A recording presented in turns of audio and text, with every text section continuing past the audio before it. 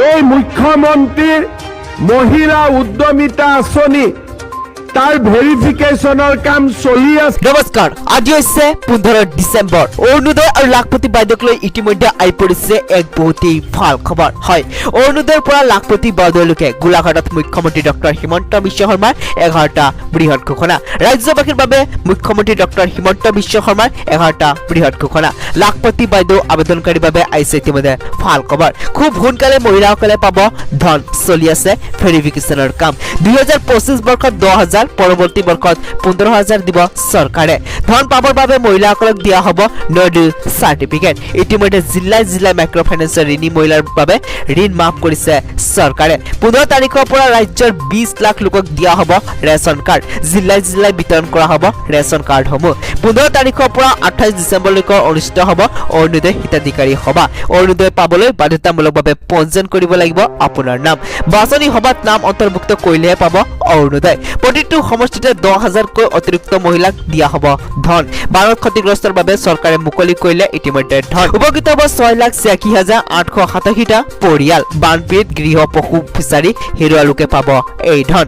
গোলাঘাটৰ মুখ্যমন্ত্ৰী ডক্টৰ হিমন্ত বিশ্ব শৰ্মাই কৰিলে কেইবাটাও ডাঙৰ ঘোষণা। মুখ্যমন্ত্ৰী ছাৰ কি মন্তব্য আগবঢ়াইছে এই ক্ষেত্ৰত আপোনালোকে শুনি লওক। আজি আমাৰ যিসকল আই মাতৃ ইয়াত উপস্থিত আছে, মই তেওঁলোকৰ বাবে জনাব খুজিছো যে গোলাঘাট সমষ্টিৰ 1146 গৰাকী মহিলাই আজিৰ পৰা ঋণমুক্ত হ'ব।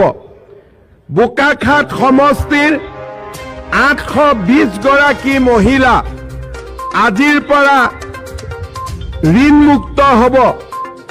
দেৰগাঁও সমষ্টিৰ 879 গৰাকী মহিলা আজিৰ পৰা ঋণমুক্ত হ'ব। খুমটাই সমষ্টিৰ 441 গৰাকী মহিলা আজিৰ পৰা ঋণমুক্ত হ'ব। আৰু সৰুপথাৰ সমষ্টিত 1833 গৰাকী মহিলা আজিৰ পৰা ঋণমুক্ত হ'ব। শ্ৰদ্ধা ৰাইজ, আজি আমি চেষ্টা কৰিছো যে আপোনালোকৰ হাতত যিসকলৰ ঘৰত ৰেচন কাৰ্ড নাই তেওঁলোককো যাতে 15 তাৰিখৰ ভিতৰত আমি ৰেচন কাৰ্ড দিব পাৰো। বেংকৰ নো ডিউ চাৰ্টিফিকেটো আমি এই মাহতে দিবৰ বাবে ততাতয়া কৰিছো।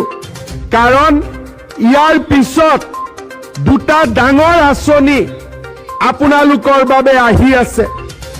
ইলেকশ্যনৰ সময়ত মই আই মাতৃসকলক কৈছিলো যে অসমৰ যিবিলাক আত্মসহায়ক গোটৰ সদস্য আছে তেওঁলোকৰ বেংক একাউণ্টত আমি 10,000 টকা দিয়াৰ ব্যৱস্থা কৰিম।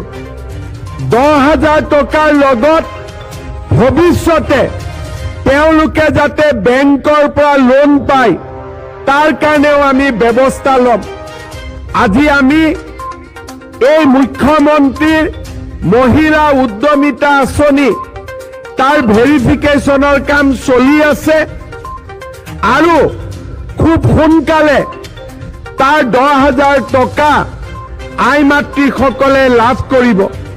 আমাৰ আঁচনিখন হ'ল এই বছৰ আমি 10,000 দিম, অহা বছৰ আমি আৰু 15 দিম। 10-15 25 যোৱাৰ পিছত বেংকৰ পৰা আমি 25,000 টকা বেংকৰ পৰাও লোন লৈ আই মাতৃসকলক দিয়াৰ ব্যৱস্থা কৰিম।